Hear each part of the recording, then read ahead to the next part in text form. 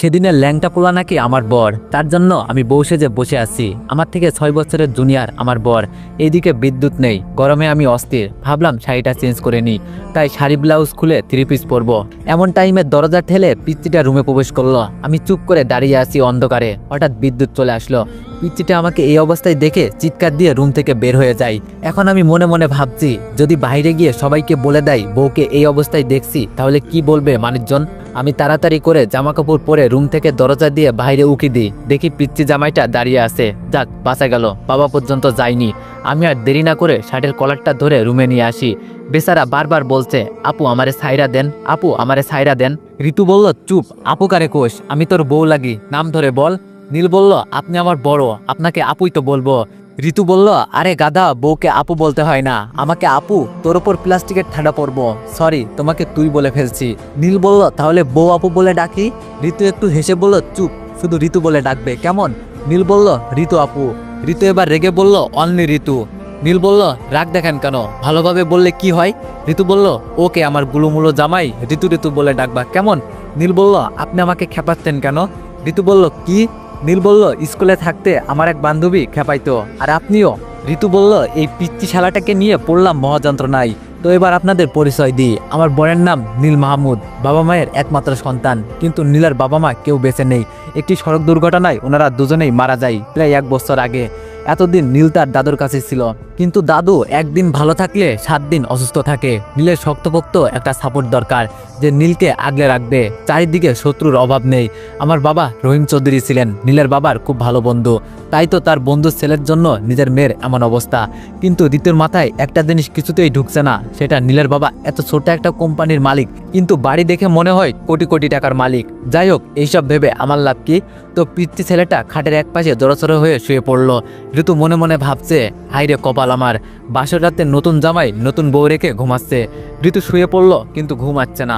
অনেকক্ষণ হয়ে গেল, ঘুমের কোনো নামগন্ধই নেই। এইদিকে নীল নাক ডেকে ঘুমাচ্ছে। ঋতু বলল, এই শুনছো? এইদিকে নীলের কোনো সারা শব্দ নেই। আমি যে ডাকছি তার কোনো খেয়াল নেই। ঋতু বিরক্ত হয়ে নীলের পাশায় দিল এক লাথি। নীল গড়িয়ে খাটের নিচে পড়ে গেল আর হাউমাউ করে চেঁচিয়ে উঠল। নীল বলল, এটা কি হলো? আপনি আমাকে লাথি দিলেন কেন?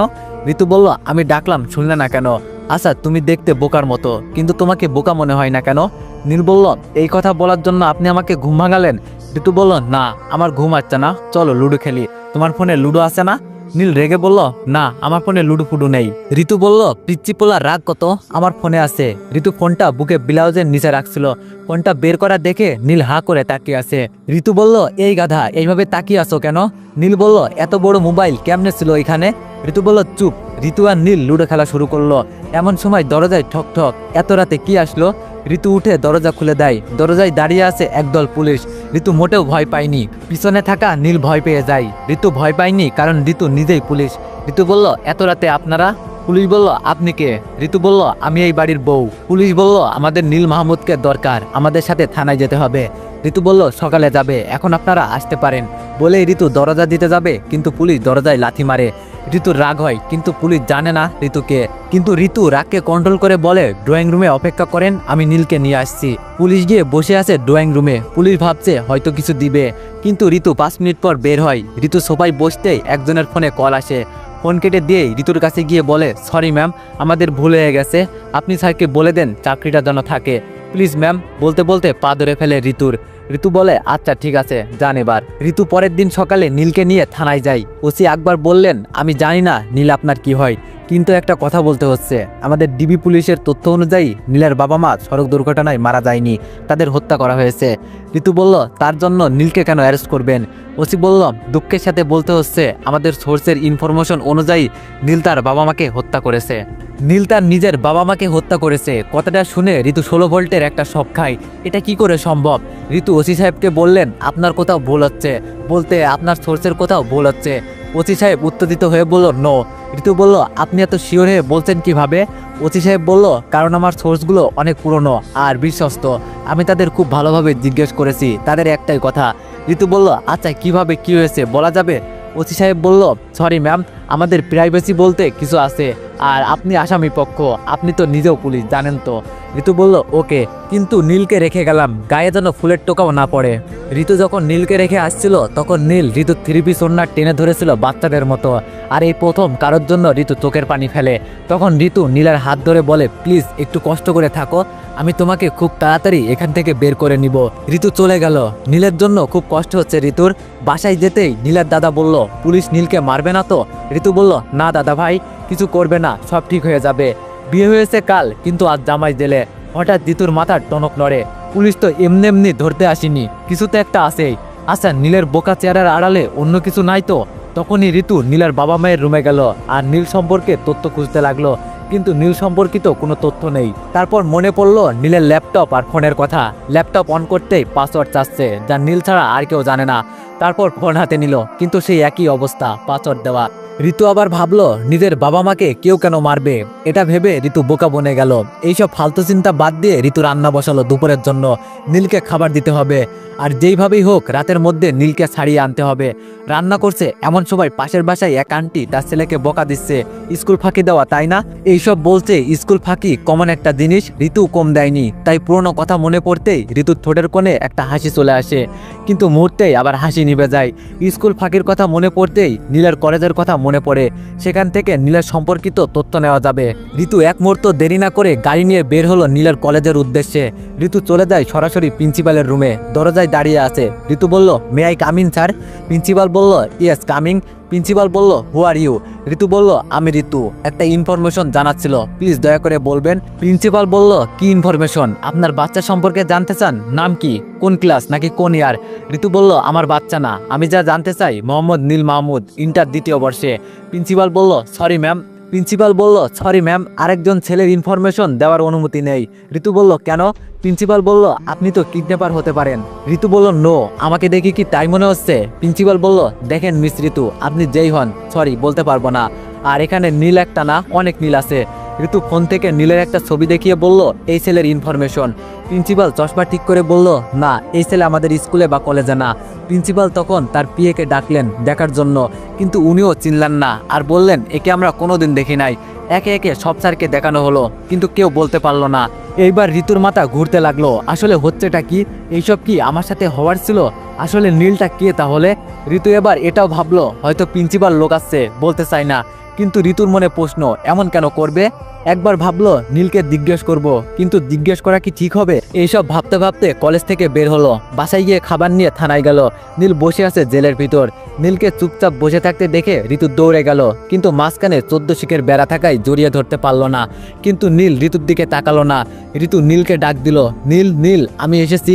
নীল মাথা তুলে তাকায় ঋতুর দিকে। নীলকে দেখে ঋতুর হাসিটুকু উড়ে যায়, কারণ নীলের মুখে ক্ষত কয়েক জায়গায়, চশমার কাজটা ফেটে গেছে। ঋতু নিজের রাগকে কন্ট্রোল করতে না পেরে ওসির নাম ধরেই ডাকলো, আকবর, আকবর। ওসি বলল, ওয়েট মিস ঋতু, আমি জানি আপনি এমন করবেন, কিন্তু ভুলে যাবেন না এটা আপনার থানা না, এটা আমার থানা। বেশি কথা বললে অ্যারেস্ট করতে বাধ্য হব। ঋতু বলল, চুপ। ওসি বলল, ম্যাডামকে রিপোর্টটা দেখা, এটা একটা মেডিকেল রিপোর্ট। ঋতু রিপোর্টটা হাতে নিয়ে চমকে যায়, যা বিশ্বাসযোগ্য না। নীলের শরীরে নীল রক্ত, রিপোর্টটা দেখে চমকে যায় ঋতু, মানে বিশ্বাস হচ্ছে না। ঋতু আদো হাসি দিয়ে বললেন, ওসি আকবরকে আমাকে কোন দিক দিয়ে বোকা মনে হয়? ওসি বললেন, দেখেন মিস ঋতু, প্রথম যখন নীলের শরীর থেকে নীল রক্ত বের হতে দেখলাম তখন আমরাও বোকা হয়ে গিয়েছিলাম, কিন্তু ডাক্তার এর কোনো ব্যাখ্যা দিতে পারে নাই। আপনার বিশ্বাস না হলে মেরে আবার রক্ত বের করে দেখাবো? ঋতু কথাটা খুব কষ্টে হজম করে বললেন, না, তার দরকার নেই। ওসি বলল, এবার আসতে পারেন মিস ঋতু। ঋতু বলল, আমি কখন যাবো আসবো সেটা আপনার বলতে হবে না। ওসি বলল, আপনার তো দেখি দেবাক কম না, ইচ্ছে করলে এখনই তা মাটির সাথে। ঋতু বলল, আচ্ছা, আপনার কি ছেঁড়া জুতা দিয়ে মার খাওয়ার শখ হয়েছে নাকি নতুন জুতা দিয়ে? ওসি একবার রেগে দাঁড়িয়ে গেলেন আর বললেন, মুখ সামলে কথা বলুন, না হলে ভুলে যাব। ঋতু বলল, আপনাকে ভুলে যেতে হবে না, আপনাকে ভুলিয়ে দিব, জাস্ট ওয়েট অ্যান্ড সি। বলে ঋতু থানা থেকে বের হয়ে গেল। নীল থানায়। ঋতু কি করবে বুঝতে পারছে না। থানায় ফোন করে ছুটি বাতিল করলো। ঋতুর হাতে লাল টকটকে মেহেদি এখনো শুকায়নি, আর ডিউটিতে জয়েন করতে হচ্ছে। ঋতু নীলের দাদুর কাছ থেকে বিদায় নিয়ে নিজের বাড়ি গেল। গিয়ে আগে ঋতুর বাবাকে জিজ্ঞেস করলো, বাবা, তুমি আমাকে একটা কথা বলো তো। বাবা বলল, কি? ঋতু বলল, তুমি নীলের বাবাকে কত বছর ধরে চিনো? বাবা বলল, নীলের বাবা আমার ছোটবেলার বন্ধু, কিন্তু দুঃখ একটাই, সেটা হলো আমার বন্ধুকে শেষবেলায় দেখতে পারলাম না। ঋতু কৌতূহল নিয়ে জিজ্ঞেস করলো, দেখতে পারো নাই মানে? বাবা বলল, দেখতে পারি নাই মানে? নীল আর ওর দাদু এই এলাকায় নতুন আসছে, মাত্র 4 মাস আগে। ঋতু বলল, ও মাই গড, বাবা এই ভুল তুমি কিভাবে করলে? বাবা বলল, কেন রে মা, আমি কি ভুল করলাম? ঋতু বলল, তুমি চিনো না, জানো না, আর আমাকে বিয়ে দিয়ে দিলে। বাবা বলল, নীলের বাবা আমার বন্ধু, কি চিনবো না জানবো? ঋতু বলল, দেখো বাবা, নীল ইন্টারে পড়ে না, ওর কলেজ থেকে যা জেনেছি, আর নীল সাধারণ কোনো মানুষ নয়। বাবা বলল, মানে কি বলছিস তুই? নীল সাধারণ না তো কি? ঋতু বলল, নীলের ব্লাড হচ্ছে ব্লু। বাবা বলল, কি বলছিস এসব? ঋতু বলল, আর আমাকে নীল সম্পর্কে জানতেই হবে। আমি আজকেই থানায় জয়েন করছি, আমি এখন থানায় যাব, বাই বাবা বলে বের হয়ে পড়লো ঋতু। বাসায় বসে থাকলে তো আর নীলকে ছাড়ানো যাবে না, চাইলেই 5 মিনিটের মধ্যেই নীলকে ছাড়াতে পারে, কিন্তু আইনের প্রতি শ্রদ্ধা আছে, তাই অসৎ পন্থায় যেতে চায় না। তাই অর্ধতন কর্মকর্তা ধরে নীলের থানায় পোস্টিং নিল ঋতু, আর ওসি আকবরের ট্রান্সফার করেই যাচ্ছে ওই থানায়। পরের দিন থানায় জয়েন করে ঋতু, কিন্তু দুর্ভাগ্যবশত নীলের কেসটা নিজের হাতে নিতে পারে না। ওসি আকবর এমন চাল চেলে গেছে, ঋতু হাতে কেস নিতে পারছে না। আর সেই দিন থানায় গিয়ে শোনে তাকে আরও 15 দিন পর জয়েন করতে হবে কোনো এক কারণে। ঋতু আবার হতাশ হয়ে বাসায় ফিরে আসে, মানে শ্বশুর বাড়িতে। কিন্তু দুঃখের কথা হলো, নীলের দাদু বাড়ি থেকে হওয়া, মানে নিখোঁজ, পাওয়া যাচ্ছে না। এইবার ঋতুর সন্দেহ 100-তে 100 মিলে গেল। এইসব নীলের সাজানো নাটক, কিন্তু কোথা থেকে কি হয়েছে বোঝা যাচ্ছে না। ঋতু পুরো বাড়ি খুঁজতে লাগলো, যদি কোনো ক্লু পাওয়া যায় নীলের। আসলে নীল কে, কি চাই? এমন সময় বাইরে থেকে গুলির আওয়াজ আসে, 6 বার শুট করে জানালা দিয়ে। কিন্তু ভাগ্য ভালো, ঋতু তখন আলমারির পেছনে ছিল, তাই গুলি লাগে না, তা না হলে খবর হয়ে যেত ঋতুর। গুলি থামতেই ঋতু নিজের পিস্তলটা বের করে তাক করে একটি গুলি ছুটতেই 2জন লোক বাইক থেকে পালিয়ে যায়। লোক দুটো হেলমেট পরা ছিল। পরের দিন সকালবেলা ঋতু নীলের জন্য খাবার নিয়ে যায়। নীল কাজ অন্যরকম লাগছে। নীলই প্রথম ঋতুর নাম ধরে বলল, ঋতু তুমি ঠিক আছো তো? ঋতু বলল, আমি ঠিক আছি, কিন্তু বলতে চেয়েও ঋতু আর কিছু বলল না। এইদিকে নীলের দাদুকে পাওয়া যাচ্ছে না, সেটা নীলকে বলল না, কারণ ঋতু জেনে গেছে এই আসল নীল না, আমার সামনে জেলে দেয়া আছে নীল রূপে অন্য কেউ। থানার নতুন ইনচার্জ শামসুল হক সাহেব ঋতুকে জানালেন, আসামি নীল মাঝে মাঝে জেল হাজত থেকে হঠাৎ হঠাৎ গায়েব হয়ে যায়। উনি কি অদৃশ্য হওয়ার মন্ত্র জানেন নাকি? ইনচার্জের কথাই ঋতু একটু ভাবনার জগতে চলে যায়। এটা কি বলল? একটা মানুষ কি করে আবার অদৃশ্য হয়ে যায়? নাকি আমার সাথে মজা করছে? কিন্তু একজন ওসি কেন মজা করবে? ওসি শামসুল হক সাহেবের ডাকে ঋতু ভাবনার জগৎ থেকে ফিরে আসে। ভাবনার জগৎ থেকে ফিরে একবার নীলের দিকে চোখ বুলায়। নীলের দিকে তাকিয়ে ভাবছে, এই বোকা ছেলের দ্বারা এমন কোনো কিছু সম্ভব না। অতিরিক্ত ভাবনা আর কিছু মানুষের চক্রান্তের ফাঁদে পড়ছে না তো আবার? নীলের তো আবার চারিদিকে শত্রুর অভাব নেই। নীল ঋতুকে ডাকলো, আমাকে এখান থেকে কবে বের করবে? আমায় না এখানে থাকতে একদম ভালো লাগে না। ঋতু বলল, খুব তাড়াতাড়ি বের করব। নীল বলল, আচ্ছা দাদু কেমন আছে? সে আসে না কেন আমাকে দেখতে? ঋতু বলল, একটু অসুস্থ আছেন। মিথ্যা বলল। নীল বলল, আচ্ছা আমি কি অপরাধ করছি যার জন্য আমাকে এখানে আটকে রাখছে, আমারে মারে? ঋতু বলল, আমি জানি না, কিন্তু খুব তাড়াতাড়ি বের করব তোমাকে এখান থেকে, তুমি একদম টেনশন করো না। বলেই ঋতু থানা থেকে বের হলো। ঋতুকে বারবার একটা জিনিস ভাবিয়ে তুলছে, নীল কিভাবে জেল থেকে অদৃশ্য হয়ে যাবে। ঋতু বাসায় গিয়ে টিভি ছেড়ে দেশের একটু খবর নিচ্ছিল, কিন্তু ভালো লাগছিল না, বারবার চ্যালেঞ্জ চেঞ্জ করছিল। একটা মুভির দৃশ্য ঋতুর চোখ আটকে গেল। সেটা হলো একটি নেতার আলাদা একটি গোপন কক্ষ খুঁজে পায় পুলিশ, যেখানে সেই নেতা তার অবৈধ কাজকর্ম করে থাকে। সেই রুমে তল্লাশি নিয়ে পুলিশ অনেক কিছু পায়। ঋতুর মাথায় তখন একটা চিন্তা আসে, এই বাড়িতে এমন আলাদা কিছু নাই তো? সেটা ভেবে ঋতু অনেক খোঁজাখুঁজি করে শেষ পর্যন্ত ব্যর্থ হয়ে বসে পড়ে। একটু জিরিয়ে নেওয়ার জন্য সোফায় মাথায় হেলান দিয়ে বসে আছে ঋতু। হঠাৎ ফোনটা বের করে ইবু স্যারকে ফোন দেয়। ঋতু ভাবলো, একটু অপরাধীকে আতুর ঘর দিয়ে খোঁজখবর নিয়ে আসা যাক, তাই একা বের হওয়া ঠিক হবে না, ইবু স্যারকে নিয়ে যাওয়া যাক। ইবু স্যার হচ্ছে ঋতুর প্রেমে একসময় দিওয়ানা ছিল, এখন আপাতত উনি বিয়ে করে ঘর সংসার করছে। কিন্তু ইবু স্যার ফোনটা রিসিভ করলো না, তাই একটা মেসেজ করলো, আমি এখানে যাচ্ছি, সময় মতো এসে পড়ো।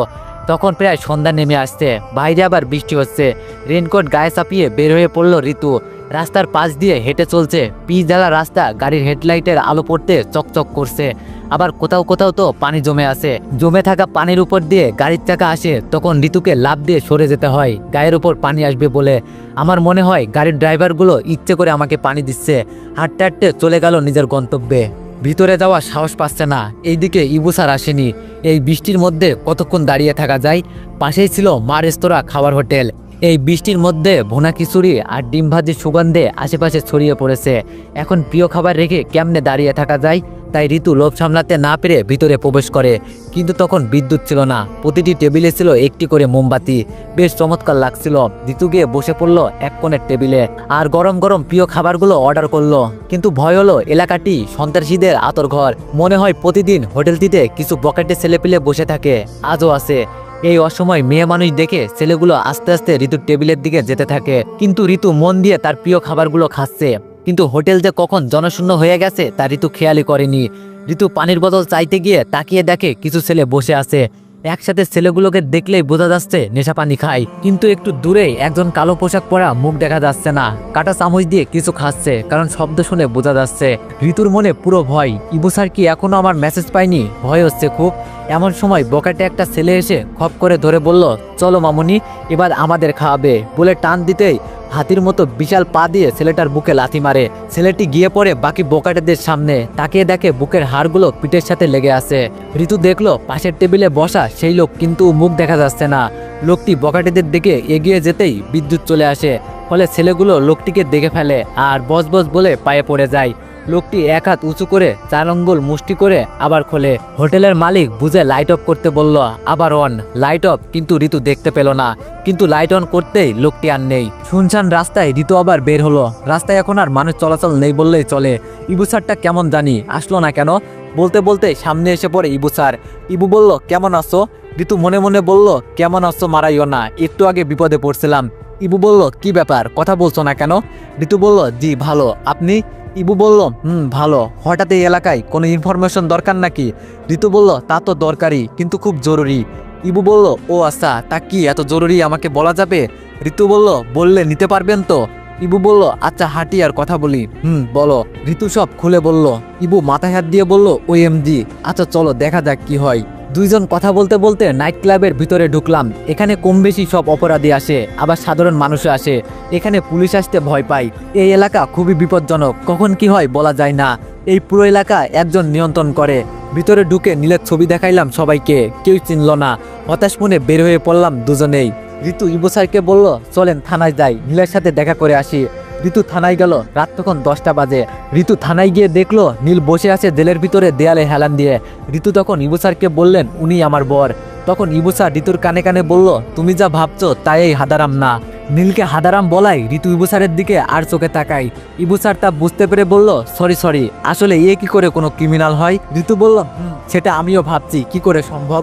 নীল ঋতুকে দেখে এগিয়ে আসলো আর মায়াভরা দৃষ্টি দিয়ে বলল, আমার না অনেক ক্ষুধা লাগছে, খাবার আনছেন?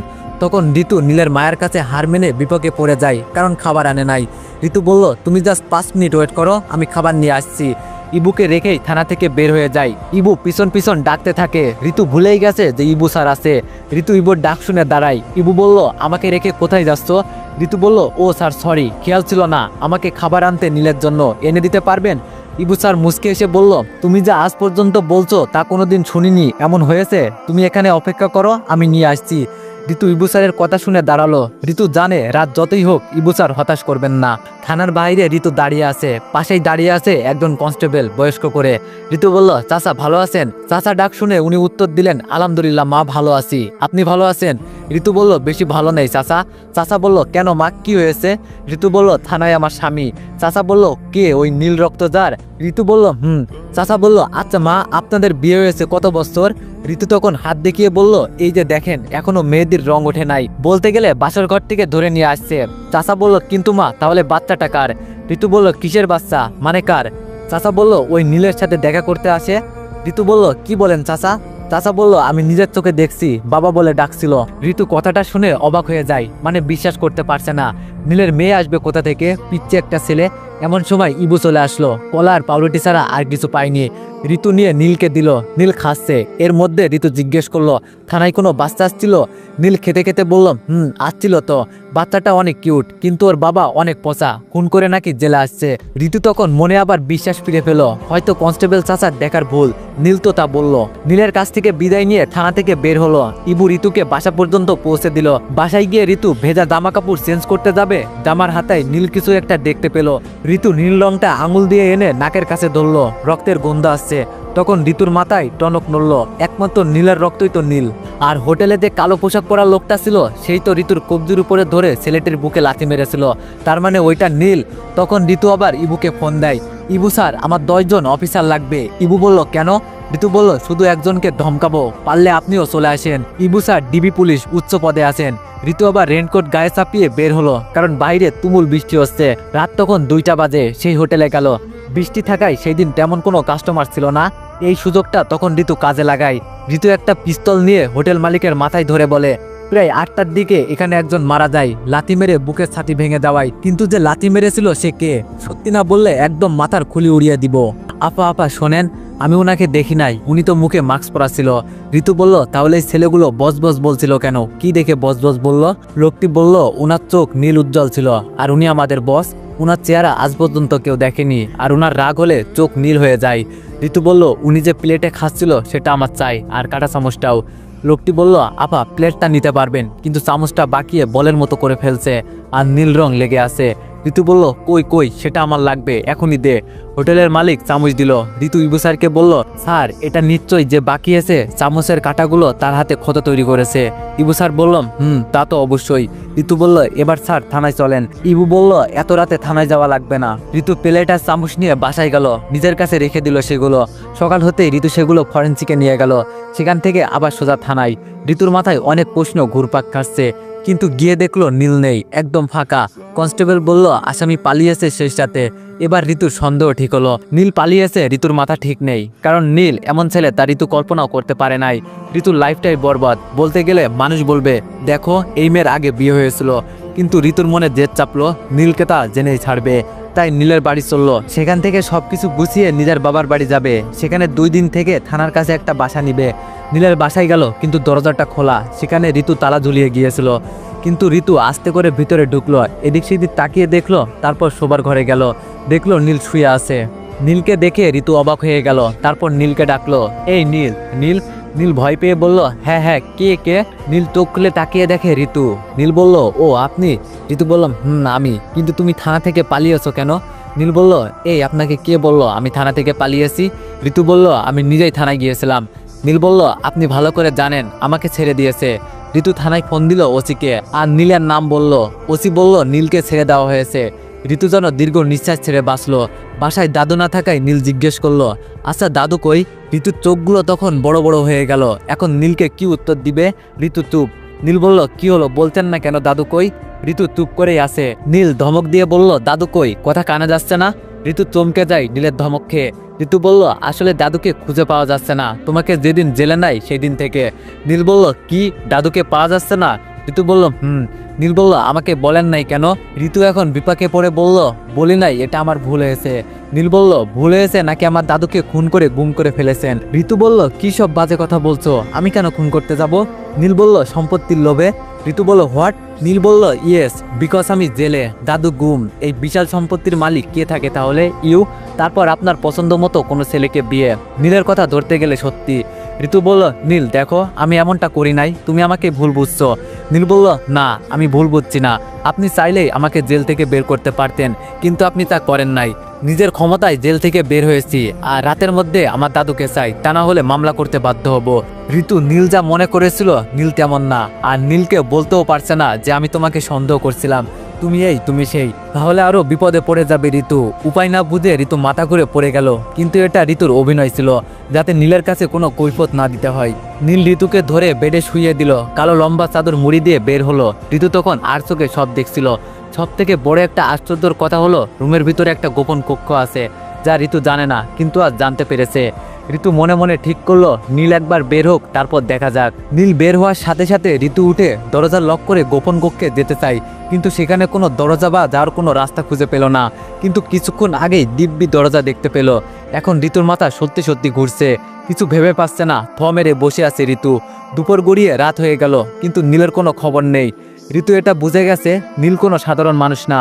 রাত 11:19 একটা কল আসে, নীলের বিপদ, হসপিটালে আছে নীল। অজানা এক অনুভূতির টানে ঋতু ছুটে গেল হসপিটালে। সেখানে গিয়ে অবাক কাণ্ড, পিচ্ছে একটা মেয়ে নীলকে রক্ত দিচ্ছে। সবচেয়ে অবাক করার কথা হলো মেয়েটির রক্তও নীল। পিচ্ছে মেয়েটির বয়স আনুমানিক 5 থেকে 6 বছর। আর যিনি ডাক্তার মনে হচ্ছে না উনি এই হসপিটালের, দেখতে কেমন জানি ইয়া বড় বড় গোপ। হঠাৎ একটা ব্যাগে চোখ পড়লো, মনে হচ্ছে বাঘের চামড়া দিয়ে বানানো। নার্সগুলো কোনো কথা বলছে না, হাঁ করে তাকিয়ে আছে। নীলের শরীরে যে রক্ত যাচ্ছে মনে হচ্ছে নীল রং যাচ্ছে। রক্তের ব্যাগ দেখে মনে হচ্ছে নীল রঙের ডিব্বা ঝুলিয়ে রাখছে। রক্ত দেওয়া শেষ হলো নীলের শরীরে। ঋতু কিছু বলতে যাবে তার আগেই ডাক্তার বলে উঠলো, চুপ। নীলের শরীরে জায়গায় জায়গায় আঁচড়ের দাগ, মনে হচ্ছে হিংস্র কোনো জানোয়ারের থাবা। হঠাৎ ঋতু ওয়াশরুমে যায়, তারপর ওয়াশরুম থেকে এসে যা দেখে তা দেখে ঋতুর চোখ কপালে উঠে গেল। ঋতু এসে দেখলো পিচ্চি মেয়েটি গায়েব, আর সেই অদ্ভুত ডাক্তারটিও নেই। নীল সুস্থ হয়ে বসে আছে বেডে। কি অদ্ভুত ব্যাপার। ঋতুর মনে হচ্ছে আমি কি ভুল দেখছি এতক্ষণ, নাকি টাইম টেবিল করছি, কোনোটাই কিছু বুঝতে পারছে না। ঋতু ওয়াশরুম থেকে বের হয়ে নীরব দর্শকের মতো বসে আছে, কিছুই বলছে না, অবশ্য শিশুর মতো বসে আছে। ঋতুর মুখে কোনো কথা নাই। নীল আবার শুয়ে পড়লো। ঋতু নীলের দিকে তাকিয়ে আছে, কি কিউট ছেলে। নীলকে দেখে যে কোনো মেয়ে ক্রাশ খাবে, সেখানে ঋতু তো। নীলের চুলগুলো ফ্যানের বাতাসে উড়ছে। ঋতুর ইচ্ছে করছে নীলের চুলগুলো একটু স্পর্শ করতে, কিন্তু কিভাবে চুলগুলো ধরবে। এমন সময় নীল বলল, যদি কিছু মনে না করেন একটা কথা বলি। ঋতু বলল, বলো। নীল বলল, আমার খুব মাথা ব্যথা করছে, একটু হাত বুলিয়ে দিবেন। ঋতু মনে মনে বলল, এই তো সুযোগ। ঋতু দেরি না করে মাথার কাছে বসে নীলের মাথায় হাত বুলিয়ে দিতে লাগলো। নীল মাঝে মাঝে চোখ বুজে আবার চোখ খোলে, ঘুম ঘুম ভাব। একটু পর নীল ঘুমিয়ে পড়লো। ঋতু নীলকে রেখে হাসপাতাল থেকে বের হলো। বের হয়ে মনে হলো ঋতু কোনো মায়াজাল থেকে বের হলো। হঠাৎ মনে হলো ঋতুর, নীলের কি হয়েছে, শরীরে তো এখন কোনো ক্ষত নেই।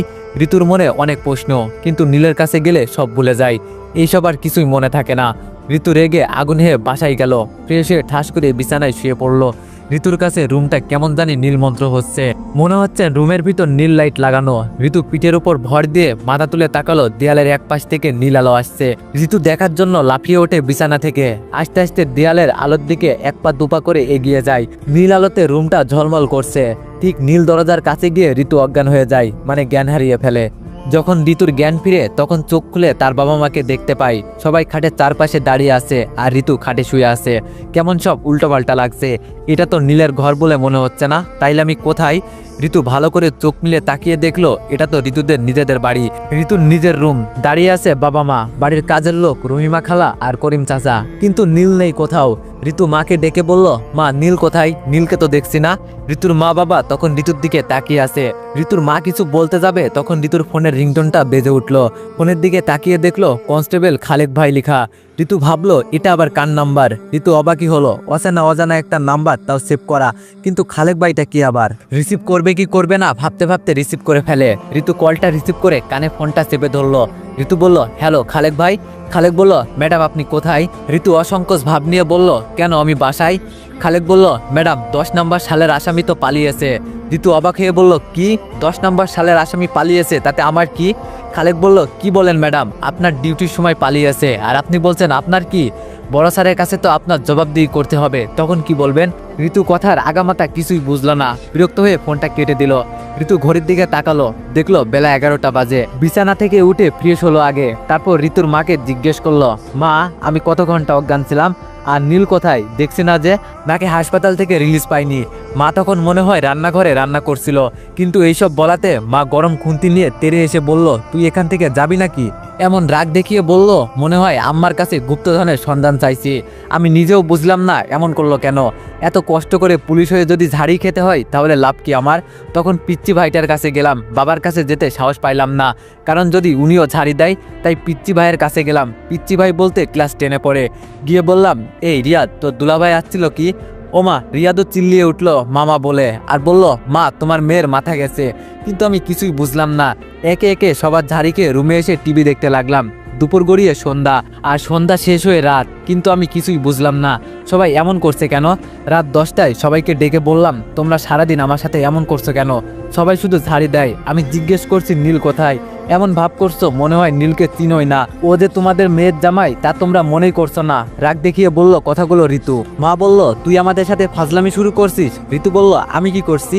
মা বলল, তা নয় তো কি, এটা বলবি তো নীলটাকে?